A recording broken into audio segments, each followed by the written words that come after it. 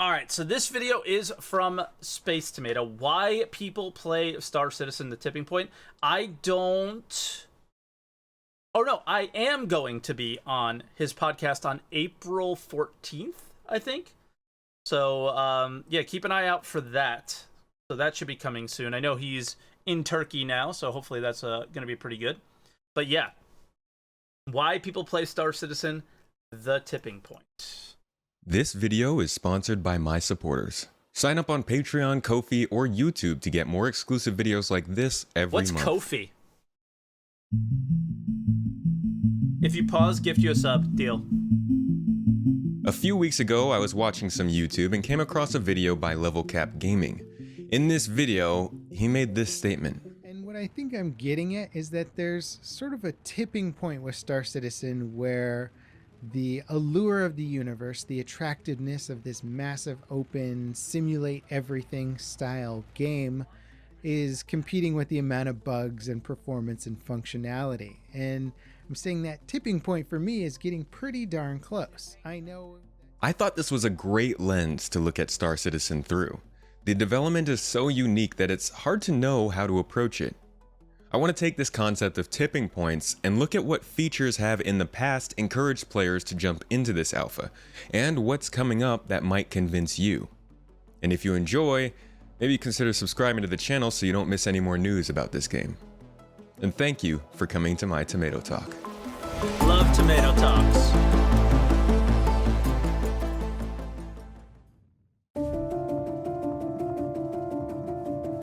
It's like Patreon, but you tip once, generally in the amount of $3 to $5. This project cool. is one with a lot of struggles and setbacks. There's no denying that, as it's true with many large-scale projects.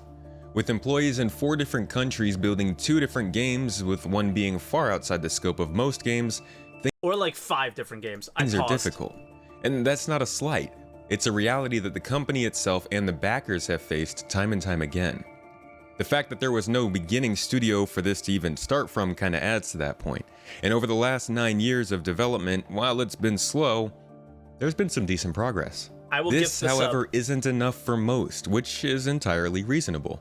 But for many, what has been made at this point has provided enough content to justify the $45 and putting up with the alpha state of the game. And while said game can provide these people with dozens if not hundreds hours of enjoyment, there are always updates coming to the game bringing more content every 3 months since January of 2018. And each update brings a grab bag of different features to the game. Sometimes it's locations, sometimes AI improvements, sometimes professions, and sometimes it's just a major bug fix. But no matter what, there are always small and large features being added to the game. And every update every 3 months, somebody else is passing that tipping point. That's a good point. See, that putting up with the alpha state that I talked about earlier should not be taken lightly. While you can go hours without a bug that ruins your play session, you can also run into one as soon as you respawn. And that can go for game mechanics as well. Seriously, they can mess you up. Playing a game that's still undergoing development at the engine level can require a certain amount of overlooking and shrugging off some of those major issues that make it less enjoyable. Everybody has a different tipping point that can change over time when it comes to choices like this. For some people, it was the most basic addition of the limited persistent universe more than 7 years ago. For others, it was the planetary tech added in 2018. And for quite a few people, actually, it was the addition of persistence, allowing for items and status to be saved throughout all of the quarterly updates, which came in 2020. That was a big Over deal. the last couple of years, there haven't really been many huge moments like these. But the increase in quality of life, as well as general stability improving, combined with some not so huge but significant additions to the game, has led to an explosion of new players over the last couple of years. And I would like to show you some of these mini milestones that the game has hit to bring more players into the black. And in the meantime, maybe we could talk a little bit about some upcoming features that I think will draw in even more players, including maybe our friend Level Cap Gaming. I think Level Cap's pretty drawn in. Back in the summer of 2020, tensions were high with what seemed to be more delays than usual. While CIG stated the pandemic was not much of a problem for them due to their already decentralized nature in the studios, it does seem like a good amount of estimates needed to be pushed back. but that's kind of normal, so who knows. Regardless, in Update 3.10, we received a plethora of combat fixes, including new targeting methodology and UI, a HUD rework, limits to high-speed combat, and turret improvements. While these additions weren't Limits to headline high-speed features, they combat. improved the combat experience for casual pilots by leaps and bounds. This is Joined by true. the ability to trade money with other players, I think these combat changes in 3.10 led to more players seeing an exciting space combat game that they wouldn't mind giving a try. I was one And of ever those since players. then, the combat experience has only continued to improve. Also, hilarious. No, it has not. It literally got worse from that point. In the Alpha Because 3.12 the branch in desync, January of but now we 2021, are where we CIG introduced dynamic events in the form of actual missions. While we had previously been treated to conventions and space parades, this was the first time a server-wide I community reached for the mission mouse had handle ever as been well. launched for players to cooperate to complete a goal together. It was also the first time players were able to truly experience capital ship combat, large-scale PvPvE dogfights, and a fully narrated and voice-acted mission sequence led by Agent Rowena Dooley, played by Anna Demetriou, a member of the Star Citizen community and my most recent podcast guest. You can see my interview with her in the video description to hear more about what it's like to be in Star Citizen and work with CIG.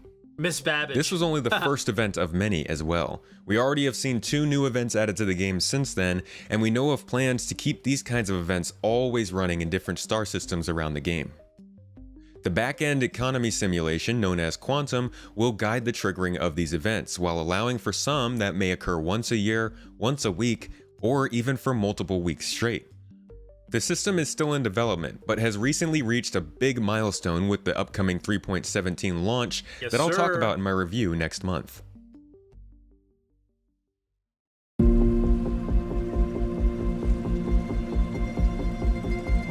In Alpha 3.13, about 1 year prior to this video being published, the reputation system was added to the game also. This created a means of progressing in the game and earning large sums of credits no matter what your profession was, as long as you were good at it. After the reputation system was added, players could take on box deliveries, investigations, mercenary jobs, and bounty hunting, and rank their way up with companies to make way more money per job. While it existed in the game in some way prior, this was the first time players were actually made aware of it. Since then, the reputation system has improved with new occupations, companies, and reward tiers.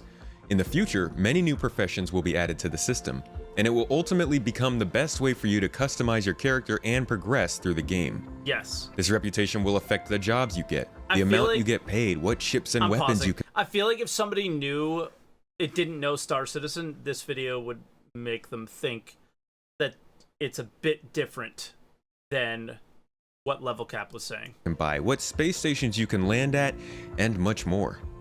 The addition in 3.13 was only the beginning, but building a system that finally allowed for players to have some form of progression in the game did a lot to bring that MMO feel to a lot of players who were sitting on the fence. If you'd like to learn more about how absolutely important this system is, I made an introductory video which you can check out down below, as well as an explainer which goes into more depth about how this system interacts with the loot and quantum economy system to create the overarching Star Citizen experience. Both of those are available to you down in the video description.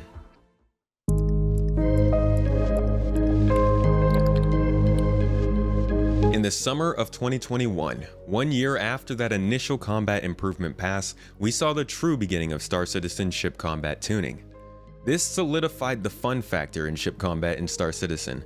While there are still plenty of bugs and issues that plague combat, the fundamentals were laid down here for both players and AI to be able to have much more engaging and exciting battles. Yes, this was a Combined huge with improvement. dynamic events, atmospheric bounties, a new power management system, HUD UI updates, and better ship AI, this made the game a proper showcase for space combat that drew in many more players in the last 6 months. The best part of this was that it was expected. In the beginning of 2021, a bunch of developers sat down and attended a combat summit to discuss the possible changes going forward to meet their goals in combat. By mid-year, in this 3.14 update, we received that first combat pass. And at the end of the year, the same space combat team gave us an update overviewing the changes that were made, how they reflected the ultimate goal, and what we can expect going forward. Aside from vastly improving the combat experience and bringing in some new players, this just acted as a great showcase of CIG at their best when it comes to keeping the community updated. Wish it happened more like that. Yeah, more often, right? Finally, in Alpha 3.15, just 2 updates ago, players finally received their first robust inventory system. Just laser repeaters, and the right, system, Virgil? with its bugs and glitches, was a huge improvement to the feel of the game. While it has made tracking items and maintaining your belongings much more difficult, it's such a basic feature that some players wouldn't even touch the game without some form of inventory management. And the inclusion of backpacks meant players could play as mules for their friends and easily transport things between space stations and ships. But this feature would not have been nearly as impactful if the update did not also include loot. Suddenly, players no longer needed to buy items, but could find them in boxes on NPCs or carried by other players. This added another layer of reward to exploration and other general missions, and expanded on players' reasons to venture that much further. And it doesn't stop there. In the new Alpha 3.17 update, item rarity is now being factored into the loot as well. And you'll only be able to find certain loot items at certain locations, building a bit more on the believability of the whole thing. Now, this wasn't an exhaustive list. There are many reasons for players to join this game, and some other big moments I didn't include here. There are also many reasons not to join the game. Yes. Many small features have improved the game in small ways that lead to many more players joining. Like new mission types, improved visuals and places to explore, more dynamic events were created, important stability improvements and optimizations were made, and other games in the same genre kinda had bad moments. So while this list does not include all of the reasons for players to begin playing, it certainly can explain quite a few. But for the majority of players who will play this game, I don't believe we're even close to that tipping point yet. Regardless, there are more coming. So let's take a look at some of the features we might see this year that could have you springing for the next free fly week in May. Cargo refactor. To add even more positives to the inventory and loot development that is still going on, items will now be sellable at stores in-game. One of those features that you think of as a given, but players have been hoarding and chucking items for 6 years now in the alpha. And finally, we can sell what we find.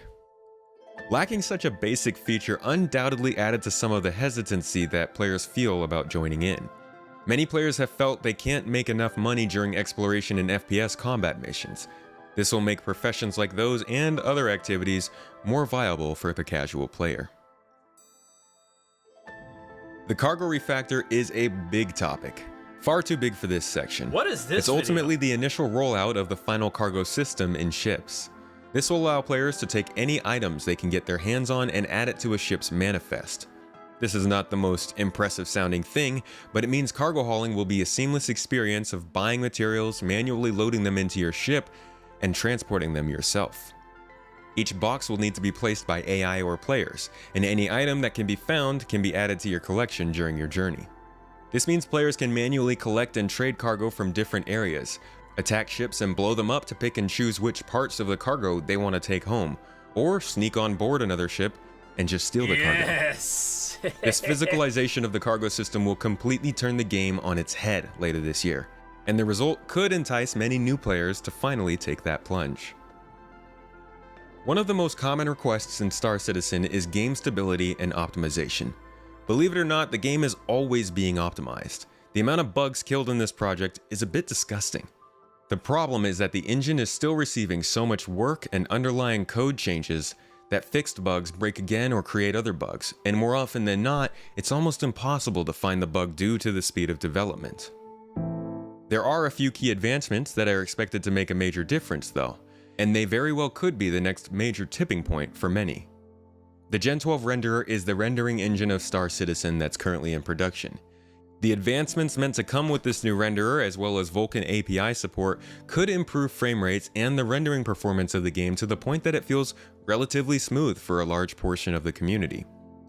Given the current and past performance, as well as the game still being in alpha, I think many players would find this to be enough to start playing the game a bit more. Yeah, performance is a big tipping point. For 7 years, the Star Citizen universe has been limited to a single star system.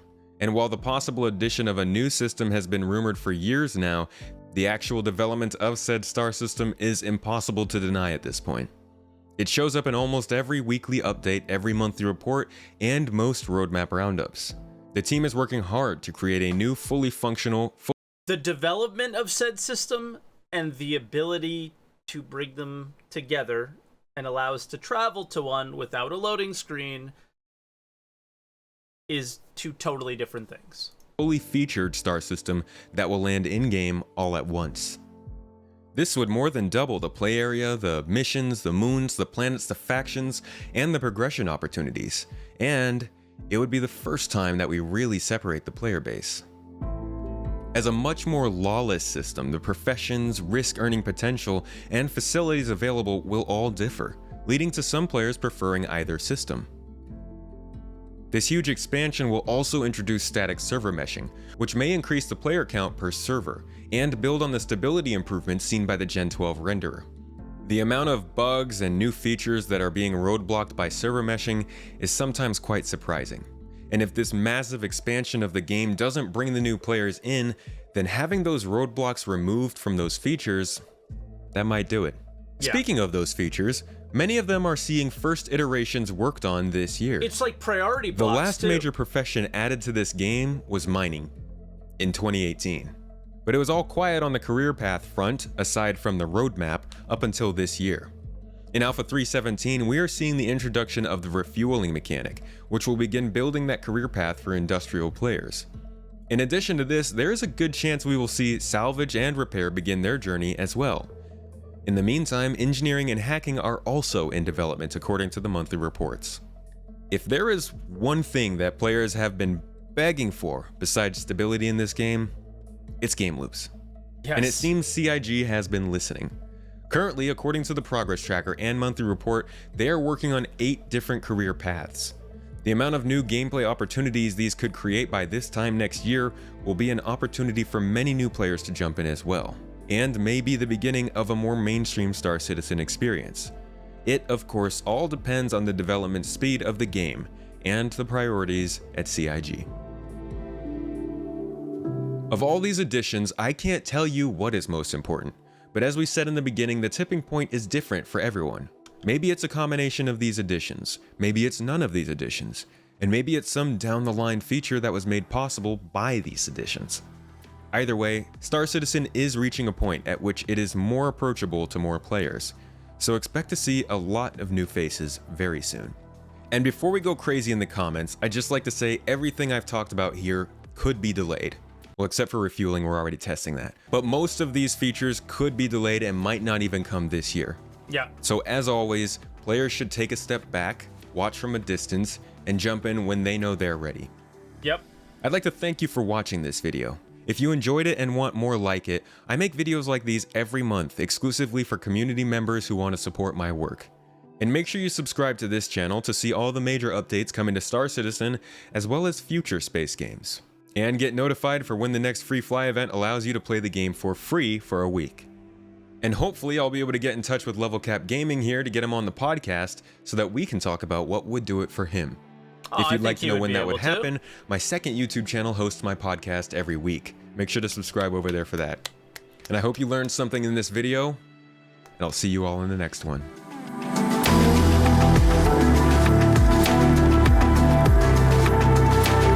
I mean, I think most of you, if you didn't know, you now know that Space Tomato is by far the best Star Citizen YouTuber. There is nobody that does it like the tomato, man. Nobody does it like the tomato. So thank you, Space Tomato. I think, yeah, I like my tipping point. I'm like this all the time. I'm tipping one way or the other, but I think we're gonna see some tipping points for people coming into SC pretty soon. Performance updates, stability is gonna be the weird one.